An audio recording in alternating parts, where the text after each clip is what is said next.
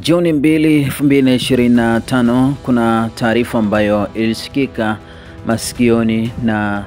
ilizungumzwa kwenye vyanzo mbalimbali vya habari nchini Tanzania kufuatia kufutiwa usajili kwa kanisa la Askofu Gwajima. Kwa mjibu wa taarifa iliyotolewa awali, ilisema ya kwamba yahusu kufungwa kwa shughuli za kanisa la Glory of Christ Church, kanisa la ufufuo na uzima, chini ya kifungu cha 17B na kifungu cha pili cha sheria ya jumuiya sura 337 kama kilivyorekebishwa na kifungu cha 39B cha sheria ya marekebisho mbalimbali ya sheria namba 3 ya mwaka 2019. Tafadhali rejea somo tajwa hapa juu. Na katika siku za hivi karibuni kupitia vyombo vya habari na mitandao ya kijamii, muonekano ukiwa katika mimbali ya kanisa la Glory of Christ, kanisa la ufufuo na uzima, ukitoa mahubiri yenye mwelekeo wa kisiasa na nia kuchonganisha serikali na wananchi. Vitendo hivi ni kinyume cha sheria ya jumuiya sura ya 337 na vinaweza kuhatarisha amani na utulivu wa nchi.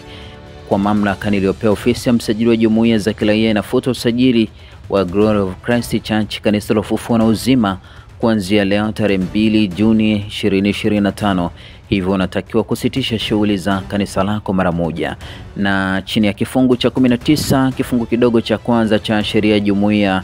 sura ya 337, kanisa lina haki ya kukata rufaa juu ya uamuzi huu kwa waziri wa mambo ya ndani ya nchi kupitia kwa katibu mkuu ndani ya siku 21 kuanzia tarehe ya barua hii, na pia kwa amri ya msajili wa jumuiya za kiraia Emmanuel RM Kihampa, msajili wa jumuiya za kiraia. Hii ilikuwa ni sehemu ya barua ambayo iliweza kutolewa na msajili wa jumuiya, ambapo alilifungia kanisa na kulifutia usajili kanisa la ufufuo na uzima, kanisa la Askofu Gwajima. Kufuatia kufutiwa usajili kwa kanisa hilo, baadhi ya watu wamekuwa wakitoa malalamiko yao, na hata hivyo wakili Peter Kibatala aliweza kuingilia jambo hili na kusema ya kwamba watachukua hatua za kisheria kuhusiana na uamuzi wa msajili wa jumuiya kufutia usajili kanisa la Askofu Gwajima kutokana na kile ambacho amekuwa kikizungumza. Na ifahamike kwamba kabla ya kufutia usajili, Askofu Gwajima aliibuka hadharani siku chache zilizopita na kuweza kuzungumzia masuala ya madai ya utekaji katika taifa la Tanzania, vitendo ambavyo vimekuwa vikiendelea na kuhoji juu ya masuala hayo. Sasa taarifa ambazo zimefikia mezani kwa mjibu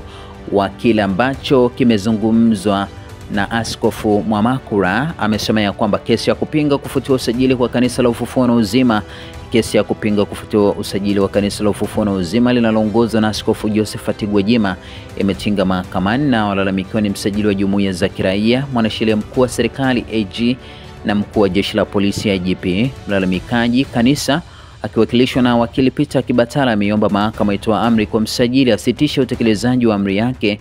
ya kulifutia usajili kanisa hadi shauri la msingi juu ya swala hilo lisikilizwe, na pia kuwa wakati huo huo aliendelea kama ilivyokuwa awali, ikiwa na maana kuwa kanisa liendelea na shughuli zake kama kawaida. Wameiomba mahakama pia ya amuru mkuu wa jeshi la polisi aache kuingilia shughuli za kanisa hilo wakati huu ambapo shauri hilo likiwa mahakamani, ikiwa ni maana kuwa kanisa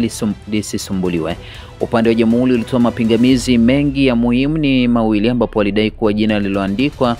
katika hati ya mashtaka Glory of Christ Tanzania Church ni tofauti na jina lililopo kwenye barua ya msajili ambayo inatajwa kanisa lililofutiwa usajili kwa Glory of Christ Church. Pingamizi la pili la mahakama husika kukosa mamlaka ya kusikiliza kesi hiyo kulingana na mazingira ya shauri lenyewe. Katika uamuzi wako uliotolewa Juni 6, 2025, Jaji JL Masabo tupilia mbali mapingamizi ya jamhuri, hivyo kutoa ushindi kwa upande wa kanisa. Maana ya uamuzi yani ruling huo ni kuwa sasa mahakama itaendelea kusikiliza maombi ya kanisa. Kanisa hilo lilifutiwa usajili siku chache baada ya Askofu Gwajima kuhoji vitendo vya utekaji